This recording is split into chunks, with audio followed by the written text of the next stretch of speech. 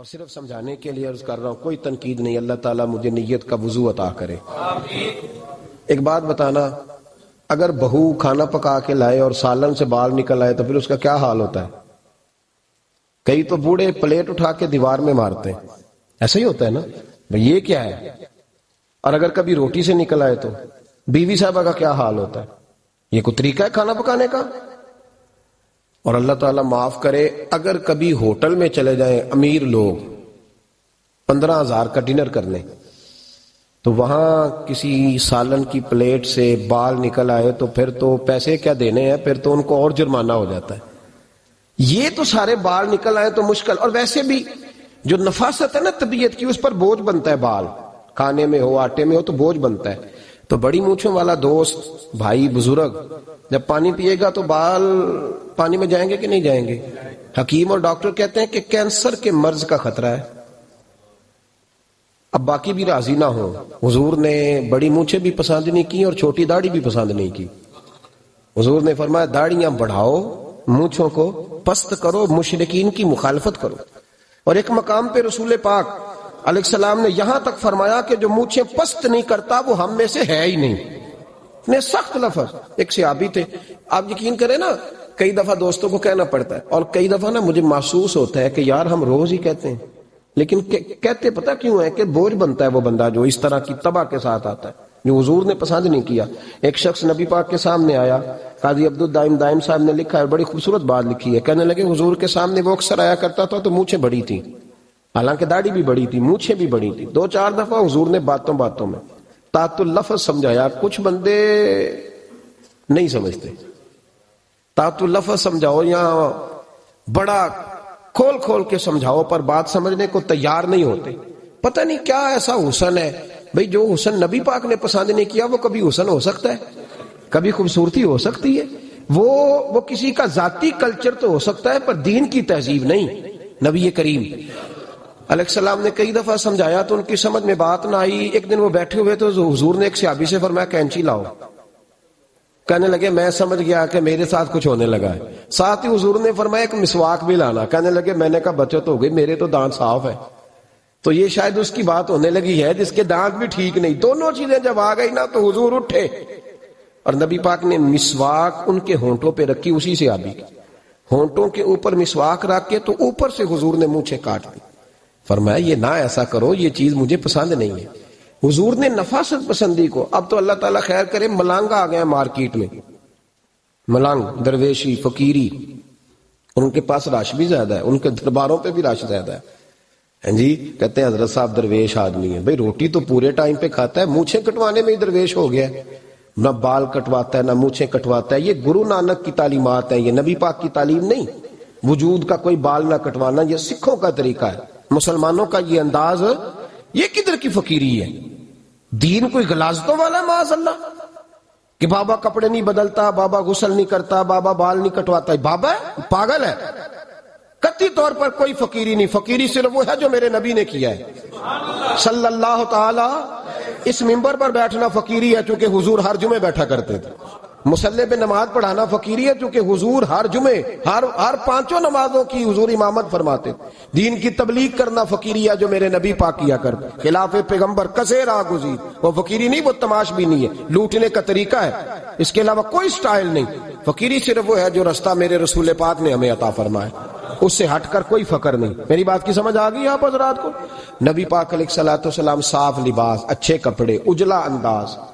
اچھا، جو بات جہاں میں لے کے جانا چاہ رہا ہوں اس کو سمجھیں. ایک آدمی ظاہری طور پر بڑا خوبصورت ہو پر کپڑے میلے کچیلے پہنے، وہ بھی بندہ اچھا نہیں لگتا. ظاہری بھی حسن ہو، کپڑے بھی اس کے صاف ہوں، لیکن بولے سخت، باتیں ترش کرے، تلخ جملے بولے تو اس کی بھی ساری پرسنالٹی ڈیمیج ہو جاتی، ختم. بڑا اچھا آدمی تھا، بڑا نورانی چہرہ تھا، بڑی خوبصورتی تھی، بڑا صاف ستھرا تھا، بڑا پاکیزہ تھا، کپڑے بھی بڑے خوشبو والے پہنے ہوئے تھے، بڑے صاف ستھرے لباس میں ملبوس تھا. لیکن جب اس نے بات شروع کی اور بزرگ تھا، سفید داڑھی تھی، معاذ اللہ تعالیٰ کسی بچے کو گالی دے دی، اچھا لگتا ہے؟ مجھے بتائیں اس کے پاس بیٹھنے کو دل چاہتا ہے؟ اس کی ساری پرسنالٹی جو ہوتی ہے وہ خراب ہو جاتی. شخصیت کا جو ایک بھرم ہوتا ہے وہ ٹوٹ جاتا ہے. ایک روایت میری نظر سے گزری اور کیا ہی انداز ہے، امام زرقانی نے لکھی. ایک صحابی ہیں حضرت ابو قرصافہ رضی اللہ تعالیٰ عنہ. حضرت ابو قرصافہ رضی اللہ تعالیٰ عنہ فرماتے میں چھوٹا تھا، میری اماں اور میری خالہ مجھے ساتھ لے گئیں.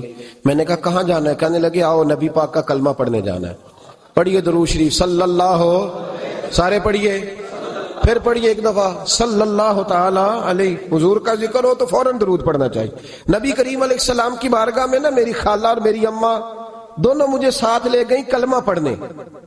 کہتے ہیں جب ہم حضور کی بارگاہ میں پہنچے، کلمہ پڑھا، واپس آئے تو میری اماں اور میری خالہ آپس میں بات کرنے لگی.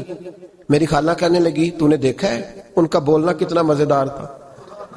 میری خالہ کہنے لگی تو نے تو وہ دیکھا ہے لیکن وہ جو غلام آیا تھا اس کے ساتھ ان کا رویہ کتنا پیارا تھا. تو نے دیکھا جب وہ کھانا کھا رہے تھے تو پہلا خیال انہوں نے ہمارا کیا. بار بار وہ ان کا ذکر کرتی، کہتے آپس میں حضور کی شانیں بیان کرتی، میری اماں بھی میری خالہ بھی. بالآخر بات لمبی ہو گئی تو میری اماں بولی، کہنے لگی بس کر، ہم کتنی عظمتیں بیان کریں گے، مجھے تو 3 باتیں سمجھ میں آئی ہیں. کتنی؟ 3 باتیں مجھے سمجھ میں آئی ہیں. کہا وہ کیا؟ تو کہنے لگی ما رأینا مثل حاضر رجل احسن وجہا ولا القا صوبا ولا البنا کلاما.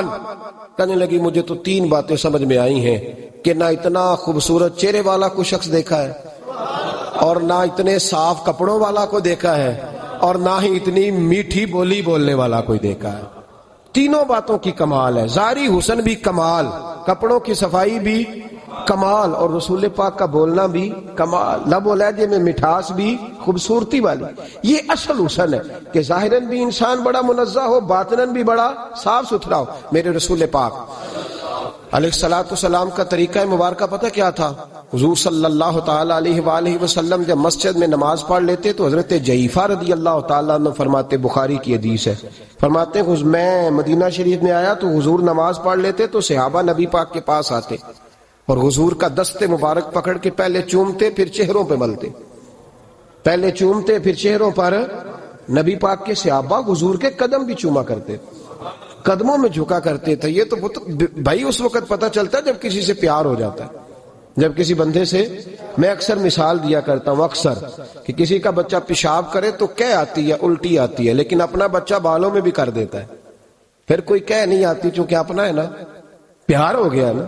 اب وہ کیفیت جب کسی سے محبت ہو جاتی ہے نا تو کچھ چیزیں صرف سمجھنے کی نہیں، کچھ چیزیں ایسی ہوتی ہیں جو محسوس کرنے والی ہوتی. اس نے کہا تھا عشق ایک ڈھونگ ہے.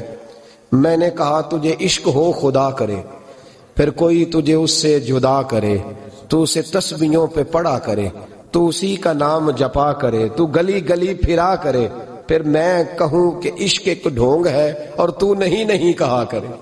پھر میں کہوں کہ عشق ایک ڈھونگ ہے اور تو. اس نے کہا تھا عشق ایک ڈھونگ ہے تو میں نے کہا تجھے عشق ہو خدا کرے. بھائی یاد رکھو جب انسان کو محبت ہوتی ہے تو پھر اس کے انداز بدل جاتے ہیں، اس کے طور طریقے تبدیل ہو جاتے ہیں. وہ میں اکثر ایک بات کہا کرتا ہوں، میں کہتا ہوں بچہ باہر سے برگر کھا کے آ جاتا ہے رات کو، اماں کہتی بیٹے روٹی کھا لو، کہنا تو گوبھی پکائی میں نہیں کھانی، حالانکہ برگر کھا آیا ہے، دور سے کھا آیا. تو اماں اس کو کہتی ہے پھر میں سوئیاں نہ بنا دوں تھوڑی سی اپنے بیٹے کو، فٹافٹ چاول نہ تجھے ابال دوں، ساتھ میں باریک دال بنا دیتی. کہتا نہیں میری مرضی کا پکاتے ہی نہیں، میں نے نہیں کھانا. ایسے اب ابا جو ہے نا، ابا وہ اماں کو سمجھا رہا، کہتا چھڈ پر بھوک لگے گی تو آپ ہی کھا لے گا، تو نہ ایڈی ٹینشن لے، ایم ہی پہ تینوں ستاندا ہے. اماں کیا کہتی ہے؟ کہتی نہیں مجھے نیند نہیں آ رہی، کھائے گا تو سکون آئے گا. اب اس کو آپ لاکھوں دلیلیں دیں کہ سیاںا بیان ہے، بچہ نہیں ہے، 22 سال کا ہے، 24 سال کا، چھوڑ تو کیا کر رہی ہے. لیکن اماں کو کوئی سمجھا سکتا؟ کیوں نہیں سمجھا سکتا کہ اسے اپنے بیٹے سے پیار بڑھائے. وہ کیا کرے، وہ مجبور ہے. اس کے دل کی کیفیت اس طرح کی ہے کہ کوئی دنیا کی طاقت اسے سمجھا سکتی، سوال ہی نہیں پیدا ہوتا کوئی اسے سمجھا سکے. یہ ممکن کیسے ہو، کیسے سکتا ہے؟ یہ محبت ہے. میرے رسول پاک علیہ السلام کے صحابی حضرت جعفہ فرماتے میں حضور کی بارگاہ میں آیا تو صحابہ کیا کرتے؟ نبی پاک کا دست مبارک پکڑتے، پہلے چومتے پھر چہرے پہ ملتے. بخاری ہے. فرماتے میں نے کہا یہ کیا کر رہے ہیں؟ پھر اچانک میرا بھی دل کیا ذرا کر کے تو دیکھو. کچھ چیزیں چکھنے پہ پتہ لگتا ہے کتنی مزیدار ہے. کہتے میں بھی قریب گیا، حضور کے دست مبارک میں نے ہاتھ ڈالا فرماتے ہیں ہاتھ پکڑا ہی تھا کہ نبی پاک کا ہاتھ برف سے بھی زیادہ ٹھنڈا. فرماتے ہیں پھر میں نے پکڑ کے چہرے پہ ملا تو کستوری سے زیادہ خوشبو آ رہی تھی دست مبارک.